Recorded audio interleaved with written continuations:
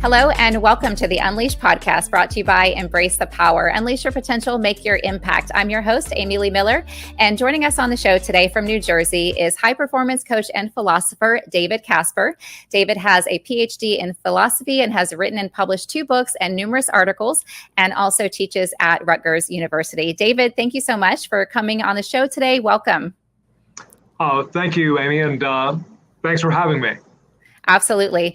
Very excited to have you. So we met briefly at an event, and right away we jumped into a deep conversation, which is my favorite kind of conversation to have. So I wanted the opportunity to continue that here today on the show, and also to share what you would like to share with on some of your philosophy with our viewers, of course, with the goal of inspiring others. So we will do that, and no pressure.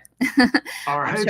I'm sure it'll be interesting. Okay. Actually, real quick before we dive in, I'd just like to give a quick shout out to one of our show affiliates, Planetary Design, your one-stop destination for all of your coffee brewing and storage needs. So head on over to planetarydesign.com, and that'll be linked below with the promo code 1886. All right. Excited to dive in here with you, David. So I'm a coach and a writer myself. I'm really passionate about self-development, but Stoicism is something that I'm only just starting to research. And then you are doing something super unique. I think it sounds very unique, combining Stoicism with the art of performance psychology. So can you break down for us what is Stoicism and what is performance psychology?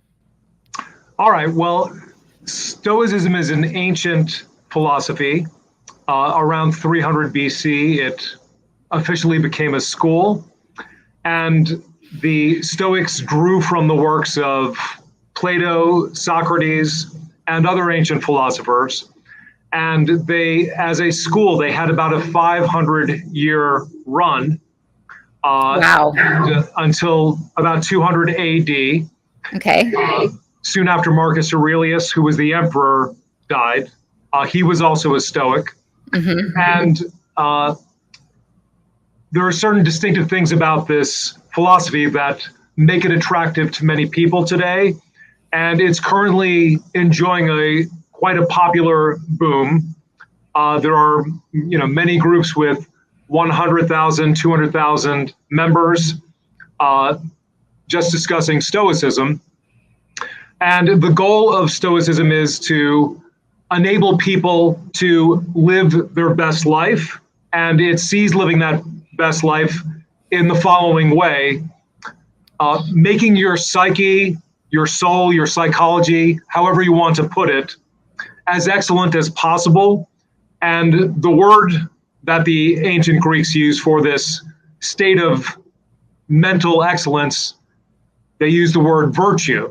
Virtue, okay. So being virtuous would mean that you are courageous, not just some of the time or in special occasions, but it's the steady disposition of your soul. Your personality is a courageous one with self-control, and so forth. Now, performance psychology is a pretty recent discipline. It's a academic psychological discipline, and what they try to find out is what enables the best athletes in the world to perform at their best consistently. And so there are the key parts of it are, aside from their training and physical preparation, how they gear their psychology to be the best performer possible.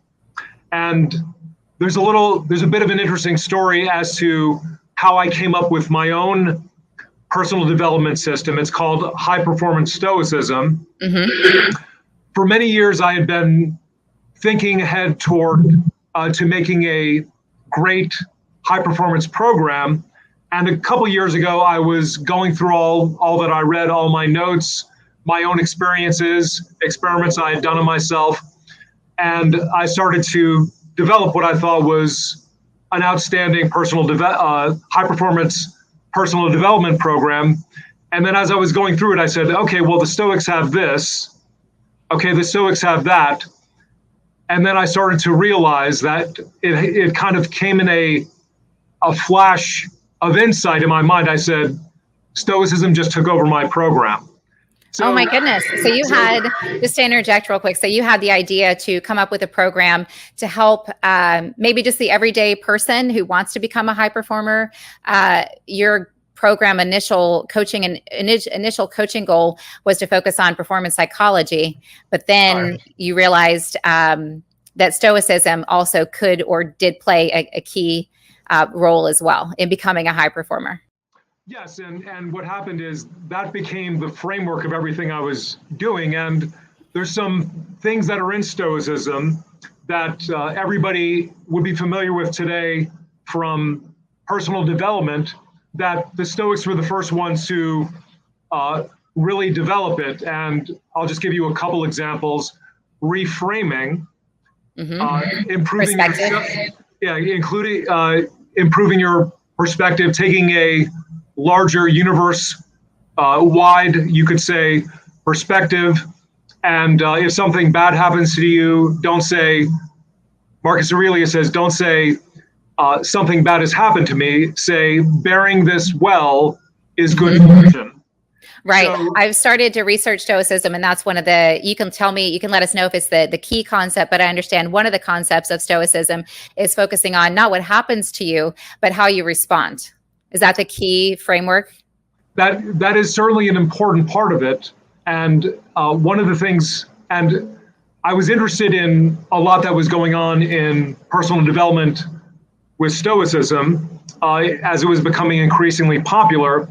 And some of what I saw, I liked, and some of it I said, I don't think that's right. But even though I've been teaching some Stoic texts for about 20 years in classes, I hadn't done a very deep study of it at the time.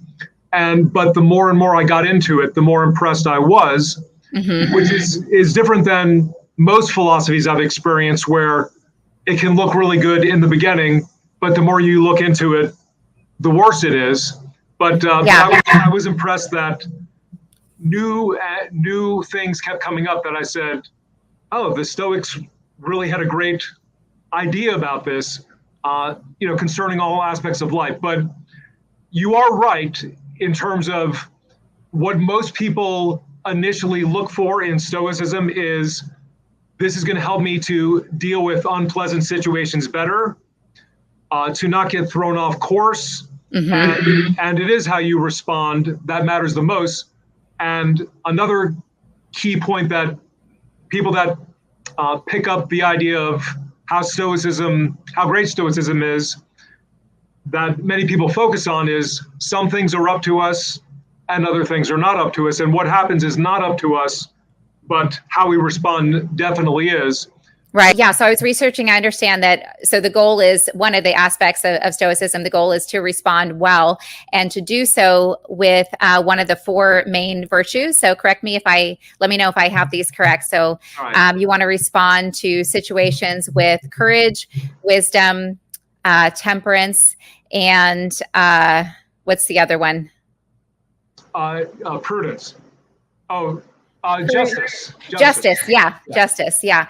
So I'd love to hear specifically how these four virtues, so courage, wisdom, temperance, and justice, play a role specifically in becoming a high performer. Okay. Well, I think the one that's probably most obvious to talk about is self-control or self-restraint. Okay. Because think about how many people say, I get distracted once I look at my phone and then I'm off in another world. I go into a YouTube time warp when I know I should be working. So Stoicism will say that you do want to work on your self-control, but a key part of it is, many people think about being self-controlled in particular situations, such as the distractions at work. But Stoicism really says, well, you're really not going to be self-controlled unless you think about the whole of your life. You become self-controlled in many areas. And the process by which you do this, just like we said with a couple of the key parts of reframing, right? Reframing the things that are distracting you, how you see what your phone is when you're at work, and also how, working on how well you respond to things. There are going to be a couple of things that will help you to develop your self-control. But for it to really work well, you have to start to see, okay, those are the areas I know I need self-control in, but there's other areas in which we let ourselves get away with not being self-controlled, right? Being self-indulgent. So the Stoic view is, yes, it's good that you want to work on it in one area, but you will be much stronger in that area if you try to become a self-controlled person, and that's going to take practice and time. So that's just an example of how you would start out thinking about self-control. Because I was also curious if one of the virtues is maybe more important than the others. I get the idea is to incorporate all of them, but do you feel like temperance is maybe the most important one, or at least a good starting point for somebody who wants to start trying to incorporate Stoicism into their life practice? Well, the Stoic view is actually, in a sense, there is just one virtue. It's just the total state of your psyche or soul. But each one of them deals with different things. And so the way they describe temperance or self-control is that has to do with choice. And so you want to start looking at your choices a little differently, a little more seriously. What you choose to do on a daily basis is important. Yeah. And so if you're beginning a exercise program and you don't want to go, as many people point out today, it's better if you just go to the gym. Go to the gym just so you follow through with your choice, even if you don't have a great workout. Yeah. So the one beauty of this idea of the unity of the virtues is they claim that anytime you're exercising one, you're exercising the other. And this might sound strange because we think of courage as being something having to do with very dangerous situations. The Stoics have a much wider view of courage, and they say courage is the virtue that has to do with endurance. So even when you say, okay, I told myself I'm going to the gym today, just following through, going to the gym, going through the workout, you're working on your endurance. So there's a sense in which there's actually a 4-in-1 package. When you are just to other people, when you are kind to people, if someone's being unreasonable with you or someone's being rude, if you can hold back and deal with what they're going through rationally and be just to them and tell them that whatever you think of what they're doing, but without you blowing up like people usually do, right? People from New York and New Jersey. We don't mind blowing up. Hey there. Yeah, we're ready to go. Yeah, I want to circle back to something that you said about choices, because I think we sometimes can get into a habit of beating ourselves up, or maybe not wanting to look at some of our past, if we want to call it a mistake or just maybe a choice that did not lead to the desired outcome. We don't necessarily want to look at that, but the power in looking at our choices, the ones that led to the not desired outcome, is that we can. Our choices create our circumstances. So we also then have the power to create better circumstances.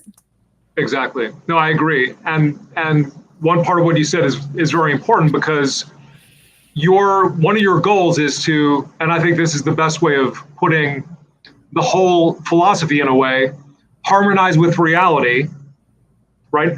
They put it a different way, harmonize with nature.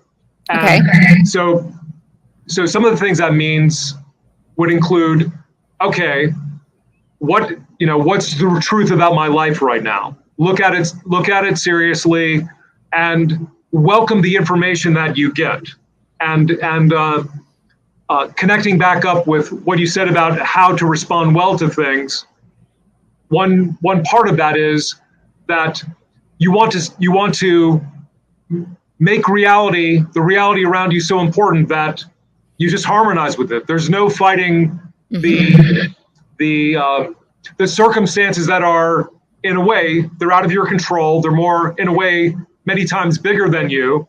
Yeah. So just harmonizing with it and say, okay, I got fired. What does that mean? What are my options? Maybe what might I have done differently so as not to get fired? And just look at things objectively. Yeah. Yeah, it sounds to me, because like I mentioned, I've just started to research Stoicism a little bit. So my knowledge is limited, but I am finding, just like you mentioned, that the more I look into it, so there may be some initial resistance. And then the more I research, I'm like, oh, okay, this makes sense. But it sounds to me like Stoicism, like a lot of the self-development techniques today, like, for example, focusing on only what you can control. That's something that I talk a lot about too. And I know a lot of other speakers and authors do. So it sounds like Stoicism parallels, or maybe other coaching and self-development and positive belief systems maybe adopted some of their practices originally from Stoicism. Do you find that there's a lot of parallels within Stoicism and other self-development tools or ways of thinking? Yes, and I think, and part of what I described as a kind of this insight I had, and a kind of mental shift, seeing that there was so much in Stoicism that people were talking about today that I hadn't recognized before because I didn't research it that deeply. Mm-hmm.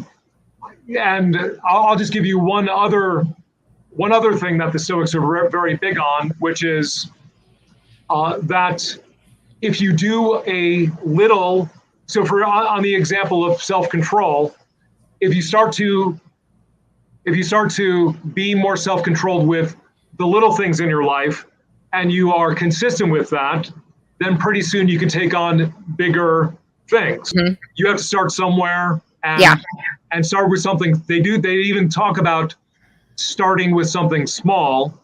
Yep. And keep doing it. Don't discount the importance of that. Right.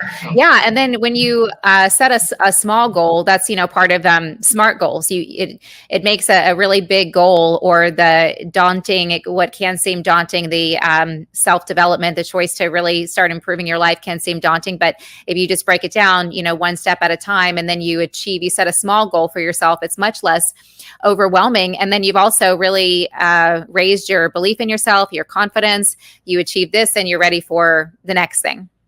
Right. That is a key part of it. Whatever you do, mm-hmm. just keep going and be confident. And there is something to this idea of just trust the process. Yeah. Because thousands and millions of people have done similar things before. Each of us has done it in different areas. We just didn't recognize what we were doing when we were, say, becoming a musician when we were in junior high school, but you just have to do the same thing with your personal development and just make sure you put in the reps, so to speak. Yeah. And you're definitely moving in the right direction. Absolutely. You mentioned that each of us has done this or succeeded at accomplishing, something in another area of our lives. I think self-reflection, both positive and focusing on the outcomes that didn't turn out the way we wanted, can be such a great tool, because yes, there is something in your life that you have succeeded at. So if you reflect back on that, what was your process getting there? So then just take and apply that to the areas in your life that are maybe not working out the way that you want. I want to again circle back to, you mentioned you didn't use the word resistance, I did, but initially when you started researching Stoicism, maybe some things that you didn't agree with necessarily, but then when you researched more, then you started to see the value in those concepts. So I was researching and came across that critics sometimes will say of Stoicism that it encourages the practice of suppressing your emotions. And I love the full spectrum of human emotions. I'm a writer, both fiction and nonfiction. I think all emotions can be beautiful and useful, with the exception direction of one. I don't think that there's any use for guilt. Maybe somebody would disagree with me on that, but I'm wondering your perspective on that, Stoicism, and if it has anything to do with suppressing your emotions. And then also, is there ever a time to just get angry, where it's just, Right. okay. What are your thoughts? Well, the Stoics have a particular view about emotions, and there's what we could call a group of negative emotions that I think the best term for it would be a disturbance of the mind. That makes sense. Yeah. So things like fear, things like depression, and so they include things like lust in the general sense, where your rational handle on the situation is out the window because you're so overcome with, okay, lust for power, I want to crush this person, or lust for money, okay, I'm going to screw someone over just because you want it so badly. So those are the things that they're talking about. And a key part of this is, and so they describe it as a disturbance of the mind that reason cannot overcome. Okay. And we all know situations in our life where we're out of control in terms of, let's say, losing at something, getting fired, having a breakup, and then we are in trouble for months. Yeah. And so the Stoic way of dealing with this is pretty simple, but it's not quite suppression, because the goal is not to let those emotions arise at all, the ones I just mentioned. Oh, wow. And how do you do that? Okay. So the way you do that, is that you don't have the judgment that will create the emotion. In other words, so here's let's say that you're going to be fired. And so the first thing people are going to do is they're going to get afraid. And there's a lot of other emotional things that come with it. But the Stoics believe that what causes your fear is you actually genuinely believe it will be bad. So as long as you don't make that judgment, you won't be overcome with fear. In other words, and you could just think about it in a crazy hypothetical situation. If just let's say that you have a crazy uncle who says, I'll give you let's say they, for some reason, they say, I'll give you $1 million if you stick with that job, even if they fire you, I'll give you $1 million. Oh, looking pretty good. So then if you get fired, you say, oh, that's great. Now, what we know from numerous interviews and biographies and autobiographies is that there are people who will say getting fired was the best thing that ever happened to me. Absolutely. A lot of times I always like to say, along with so many other people, challenge equals opportunity. So it's all about perspective. And I think it can be key to, if something is bothering you, focus on why is this bothering me? Sometimes because that frustration is showing up oftentimes for a reason. And maybe it is to show you a better process, a better way, because you're ready to grow to that next level. So later it ends up being a positive thing that you're grateful for. So it sounds like the same kind of concept. I'm liking Stoicism more and more the more we talk. You're going through the same thing I did. Yeah. And just to pick up on your last point, because if you take an objective perspective about it, you could see, okay, I have, just like we talked about, I'll look at my resume, I'll look at my track record. Oh, I've done a lot of things before. I have pretty good credentials. I have excellent reviews at my work. So looking at it objectively, it's better to say, okay, I'm going into a new area. And if you think about, well, now that I'm not in this job, what are the upsides of it? Because the Stoics think any situation you're in, there is an upside for what's happening. I believe that too. Yeah. Yeah. So as hard as it might be to believe sometimes. But the thing is, you might say, I've always wanted to do something else. And then now I have an opportunity to do that. So the problem comes in, the panic comes in, is because we have total belief that it's a bad thing to happen. Okay. And then we're invested in that. And it's that first judgment of it's bad when fear really sets in, and then it's hard to tamp it down. So the Stoics get ahead of anything that's going on, just in case of, okay, let's talk about anger. Someone is disputing something with you, and you could see they're having one of those disturbances, right? You could see it right in front of you. If you have a Stoic way of seeing it, this is part of what I would tell a person who anticipates a confrontational situation. Okay. I would say, okay, here are some things to note. Everybody is interested primarily in their own self-interest. Sure. Number two, all human beings, unless you're the proverbial sage or wise man, as the Stoics put it, everybody is a fool, right? So something of a fool. Ignorant of something. We don't all know everything, especially what somebody else is thinking or going through and how they came to their perspective. Yeah. That's right. And the fact that we could get set off by little things demonstrates some foolishness, because, we wouldn't want people outside of our inner circle to see how we acted based on a little thing. So the next thing is that that's how it appears to them. They can't act on how it appears to you. They're acting how it appears to them. So if somebody comes in the room, looks at me, they say, I just don't like the way that guy looks. We get into discussion. They're having a bad day. They're foolish.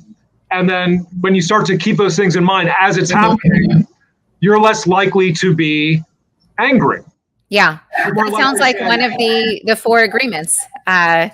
Everybody's coming with their own perspective, so we don't want to take anything personally, because what others do has nothing to do with you. So again, these interrelating concepts that I've studied, from other areas, other books. I love that. That's great. And this is, I even love that you said that you kind of reframed these negative emotions as disturbances, just even starting to look from a different perspective, at things that maybe trigger us, or, feelings of anger or frustration, whatever, viewing that as a disturbance. I think just that alone makes it much lighter and easier to respond differently. That's right. And the problem with some of these emotions that we're talking about is we enjoy them. We enjoy being angry. We feel, self-righteous, entitled. Entitled. We feel right, but really we're hurting ourselves by carrying this, anger around. We're not hurting the other person. They're probably not even thinking about it. So you just hit on another important point on Stoicism. So the only good thing is virtue. The only bad thing is vice. And so if you get angry, if you start having evil thoughts about the person who's obviously caught up in some emotion, you're only harming yourself. Yeah. Because then you leave the event. We were at a event together, and somebody from that event left, and they were angry with what someone said. They were slighted. And you only ruin your day. A lot of times, you don't even get the victory you seek by getting angry. So right, yeah. And then you're carrying that with you. I like to say, there's a time to focus on what's bothering you. I call it focus on the frustration, so you can identify the problem and a solution can present. But then there's also a time to focus back on something positive, something that makes you feel good. And I celebrate every day, not to sound cheesy, but I really do celebrate every day the power in choosing our focus, because, and I'll catch myself too. I'll think about something that happened before and I start to get agitated. My heart starts speeding up. I'm like, okay, wait a minute. What are we doing here? Just shift your focus. And instantly you feel better. I mean, that's how powerful the mind is. So it sounds like choosing your focus is a big element of Stoicism as well. Yeah, and it definitely is. And I think one of the best, this is more of a modern saying, but I think this one helps people perhaps more than any other thing to think about in a tough situation, focus on the solution, not on the problem. And you find just within a matter of minutes, you're already making progress. You're figuring things out. And I think there's a lot of talk about the mind in personal development, but I think people underestimate how powerful it is and all the different ways it can be used. And part of that is coming to know how to use it in all kinds of different situations just by learning some basics about human psychology and I think the Stoics have the best view on that. That sounds very, very useful. I mean, for not just wanting to, definitely if you want to become a high performer. And I think that's important. These, elevating yourself, elevating your state of mind, learning how to respond better, learning to solve your own problems. All of these aspects are so empowering. And I think that they're important in becoming a high performer, because when you have all of these little things bothering you and you're not showing up well, that's absolutely going to hold you back and it's going to distract your focus. And when you're working toward those bigger goals, you need to identify and clear all of that stuff out. And then you've got that much more energy, you're showing up better, so you can go further faster. So exactly. And picking up on what you just said, what I call a high performance person is someone who has mastered their craft and master the craft of living in such a way that they can use that craft, the first craft, for whatever ends they want. So we know a lot of people who are, high performers in their business, but what Stoicism adds to it is you really want to be a high performer for your life as a whole, because how many celebrities, how many sports stars mess up their life by doing something outside of it that is counterproductive for what they really want? Right. So it's much harder to master your life. That's why we don't have a number of people that we're aware of today in public who we say, oh, that person is virtuous. So the Stoics are realistic about how hard it is to really attain that. But what I've discovered myself, and I think anybody who starts to practice it seriously and in a optimal way will also discover, is that you start to see glimpses of excellence in little things that you do. And this, let me take this back to self-control. So, for example, and so let's say that let's say it's nighttime and you want to enjoy a couple drinks. Now, as most people know, alcohol has a special property that if you've had a couple, there's a little voice that can emerge, says, okay, have some more. Yeah. And so one thing that I discovered for myself, because, every once in a while I like to enjoy a couple beers, 3 more, maybe more, for a little reward, is that you start to think, and this is the way I describe when you start to see yourself being more self-controlled, new options emerge in your mind. In other words, you actually see them as a attractive option, and you say, hey, that beer was really tasty, but I know that my writing tomorrow, my research will be diminished by this much. So you know what? I don't want that second one. And there's not really any forcing yourself to do that. So I call it a glimpse of excellence, because when you start to do things that are a little more courageous, you take risks you didn't take. You start to see things as, yes, I do want to do that gutsy thing now. Whereas I would have had to have pushed myself, 4 months ago. Now that's an attractive option. Right. So these little choices then can create drastically different, better outcomes in your life. So, David, it has been so great talking with you today and broadening my perspective and our viewers' perspective on Stoicism. I'm excited to dig in more and continue learning more. What is, for those of us who would like to get in touch with you to learn more about your high performance Stoicism coaching, what's the best way to get in touch?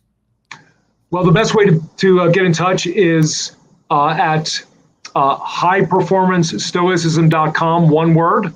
Okay. And that will take people to a Facebook group I have called Stoic Practices for Success. And that's the best way to get in touch with me today. Okay, great. We've got that right up here on the screen, and then we'll have it linked below as well. So that sounds great. I definitely look forward to checking out your Facebook group and would love to continue this conversation another time. So thank you so much for coming on the show. Yeah, absolutely. And thank you. You are welcome. Pleasure to have you. Absolutely. And thank you to our viewers. Really appreciate you guys as well. Definitely come back to the channel. Embrace the power for more inspirational interviews. And until next time, stay curious.